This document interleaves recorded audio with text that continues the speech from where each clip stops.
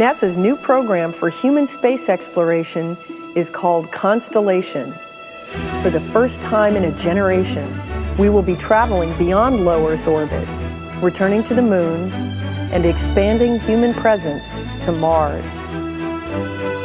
Exploration must be taken in steps. Because we learn from every journey, there is a link between every place we go.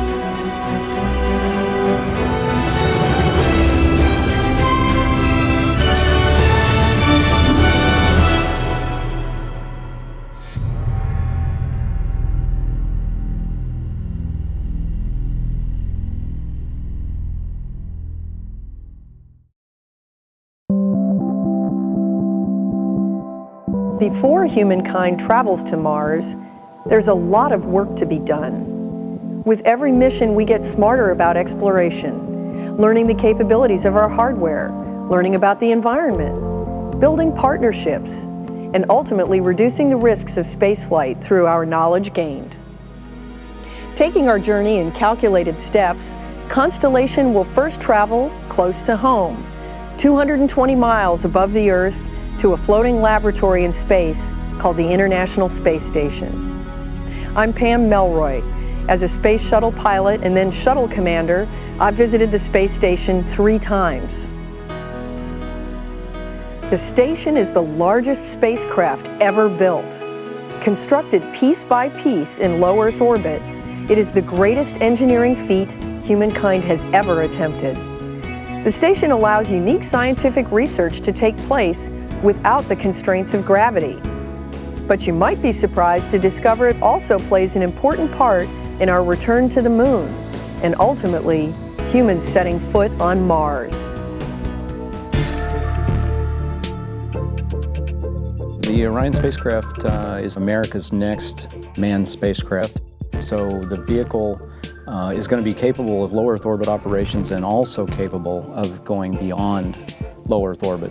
This new spacecraft design takes advantage of being able to do both. It's a very flexible design. Orion serves a need for space station. It brings crews back and forth. It brings supplies, some supplies back and forth, some critical things with it.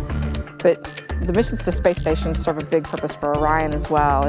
It's you don't want to take the new car out on the long duration road trip the first time out. So from a strictly Orion perspective, we get a lot of benefit from these near-Earth, low-Earth orbit missions to try out the spacecraft.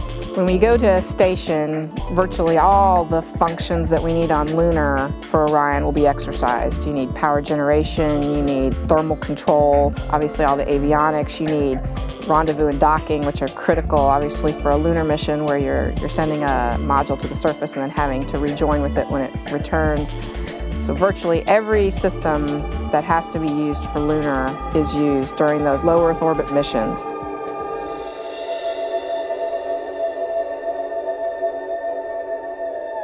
The normal crew rotation on space station is getting to be right around 6 months. Crews will sometimes be a little shorter to that, but it's a unique opportunity in that the crews do stay for months at a time. As we all know, when you put a human into a gravity-free environment, it's a new environment for the body, and the body is a very plastic thing and adjusts. And so your bones start to lose bone mass. Additionally, your muscles also become weaker because you're not using them every day to fight gravity as you do here. And even your ability of the body to control itself from a sensory motor standpoint, how your brain controls the actions of your body, has all been developed against a gravity environment. When that goes away, your motions have to be basically reset. The entire human research program that NASA is currently working with was very carefully reviewed to focus the efforts during ISS on answering constellation-related problems, answering exploration-related problems. For example, we are actively looking at pharmacological countermeasures to bone loss, to exercise and nutrition as countermeasures to both bone and muscle loss, and specific types of training for the crew to help manage their sensory motor problems. And so station is a unique opportunity to look at both how the human changes during that time and how, as a support organization, you have to adjust and support those people to allow them to function when they get to the place they're going to go. Building on our experience in low Earth orbit, Orion and its lunar lander Altair will travel over 200,000 miles to the Moon. The missions will be far more complex than the Apollo lunar program. Astronauts will be able to land anywhere on the Moon, stay longer than the Apollo astronauts were able to, and explore the Moon like never before.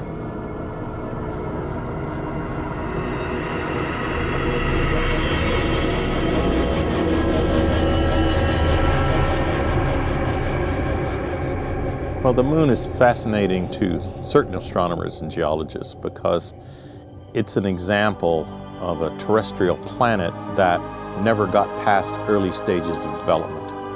So on the Moon, we can look at features and processes that have been preserved for 3 to 4 billion years and see things that probably were happening on the Earth but have been erased by all of the erosional processes on the Earth. So the Moon, however, is like a history lesson and a textbook on the early days of the solar system.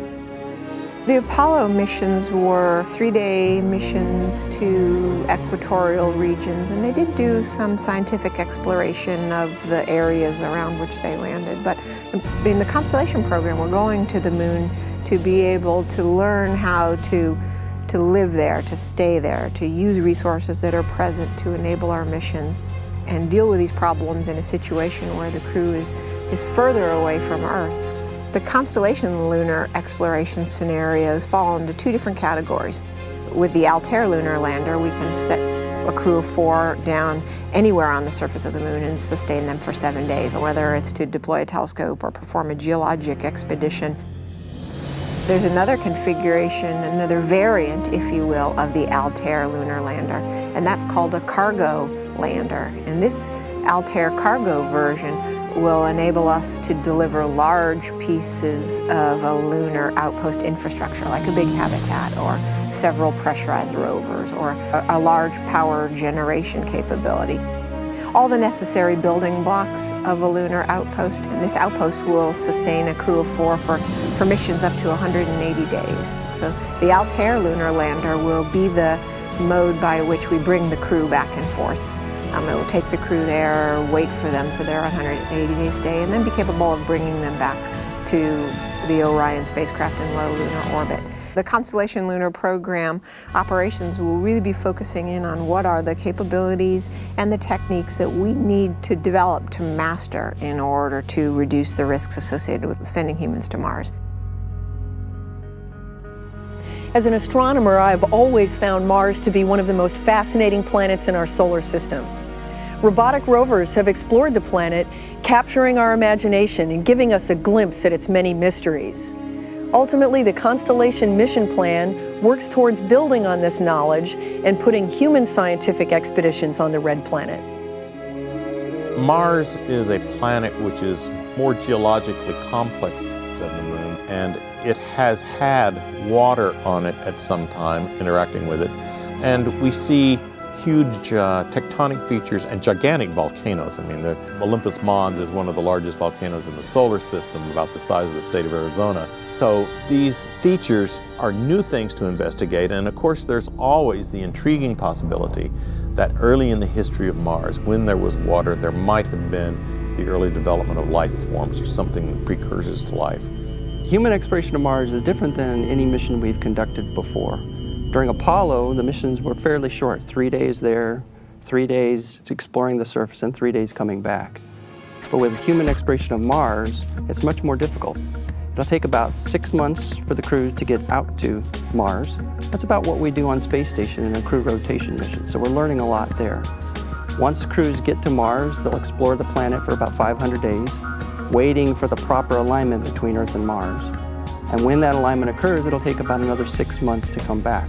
So overall, it's about a 2.5-year mission. Again, 6 months out, 1.5 years there, and 6 months coming back. Future human exploration of Mars will be a stepwise progression, starting here on Earth analogs, learning how to test systems and how things operate. Constellation systems that we're developing today will feed in very nicely to future human exploration of Mars.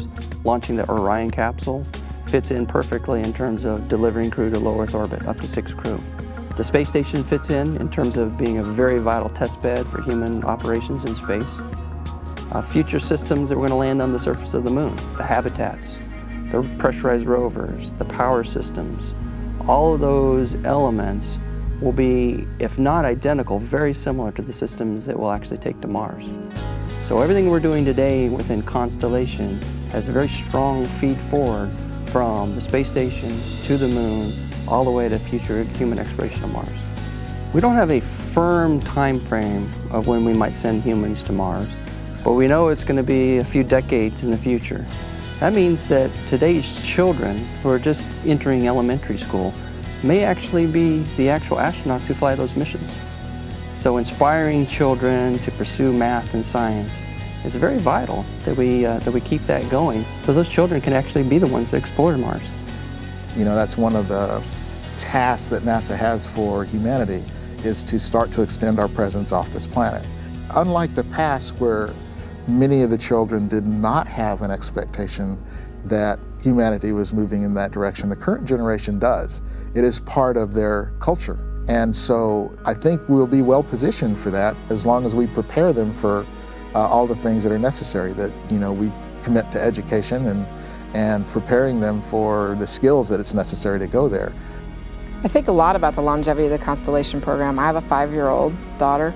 She has her little Orion mock-up, like many of the children of people that work in the Constellation program. And so I think a lot about the legacy that we leave in these early missions and how that will evolve over time and be the space program that my daughter will inherit and her daughter and son will inherit someday. I think that's where a lot of the pride in what we do is that we feel like we are, in fact, the folks that are keeping that alive for our children.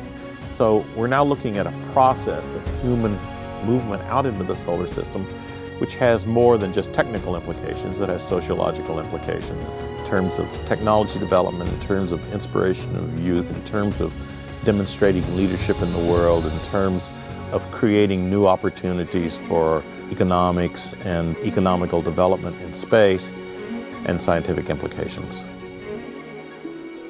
From Earth orbit to the moon, to Mars and beyond, Constellation is taking a vision for space exploration and turning it into a strategic mission plan. To extend our human presence farther than we have in the past, Constellation will overcome many challenges, make new discoveries, push technology, and write new chapters in space history, one destination at a time. Along every planned step of our journey, we will not only try to answer the mysteries of our solar system, but also satisfy our human desire to explore.